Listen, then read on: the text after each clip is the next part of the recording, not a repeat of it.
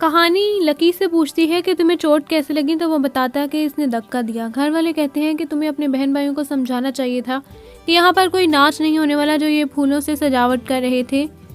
तो बच्चे तभी बताते हैं कि हम तो सबके लिए फ्लावर्स लाए थे ताकि सबके मुंह पर स्माइल आ सके। कहानी कहती है अच्छा होता पहले आप बच्चों से पूछ लेते। फिर बच्चे फ्लावर्स लेकर फेंकने जा ही रहे होते हैं।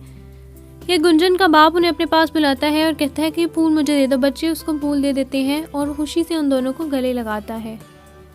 युग की माँ युग से कहती है कि 10 ही दिन में जल्दी से कहानी को यहाँ से चलता करो। कहानी ये सुन लेती है और कहती है इसका मतलब 10 ही दिन है हमारे पास अपने माँ बाबा का पता लगाने के लिए। बाबा के पास जाती है ये पता लगाने के लिए। युग कहानी को ढूंढ रहा होता है तो गुंजन कहती है युग तुम इतने धोखेबाज निकलोगे हमें पता नहीं था। तो बच्चे कहते हैं इसमें धोखेबाजी क्या हुई, वो अपनी वाइफ को ढूंढ रहे हैं। बाबा कॉपी पर लिखने की कोशिश करते हैं, लिखते हैं कि मैं, लेकिन कहानी को समझ नहीं आती। कहानी कहती है मैं के आगे भी कुछ बोले, लेकिन साथ ही दरवाज़ा ना खुला होता है। दरवाज़ा खोल के इरावती, युग और उसकी माँ अंदर आ जाते हैं और इरावती अंदर आकर कहानी के मुंह पर जोरदार चांटा मार देती है और उसकी मुंह बेइज्जती करती है। कहती है तुम हमारे पिया जी के साथ यहाँ पर क्या कर रही थी। माँ उससे कहती है कि तुम अपने कमरे में ही रहो तो बेहतर है, आगे पीछे निकलने की ज़रूरत नहीं। कहानी युग से कहती है देखिए सब मुझे क्या कह रहे हैं। युग कहता है जो भी कह रहे हैं बिल्कुल ठीक कह रहे हैं। और फिर माँ कहती है कि आइंदा यहाँ पर नज़र मत आना।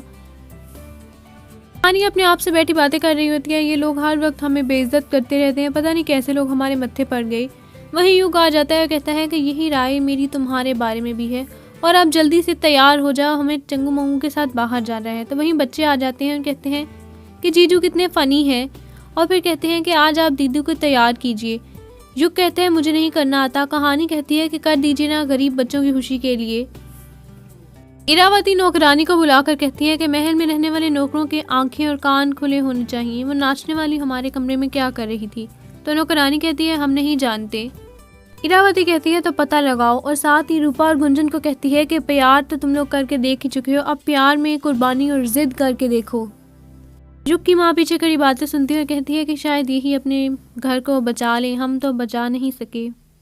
फिर युग कहानी के बाल बनाता है और फिर शीशे में दोनों एक दूसरे को देखते हैं। फिर वो उसके कानों में इयररिंग्स पहनाता है और फिर गले में हार पहनाता है और फिर एंड पर उसकी माथे पर बिंदी लगाता है।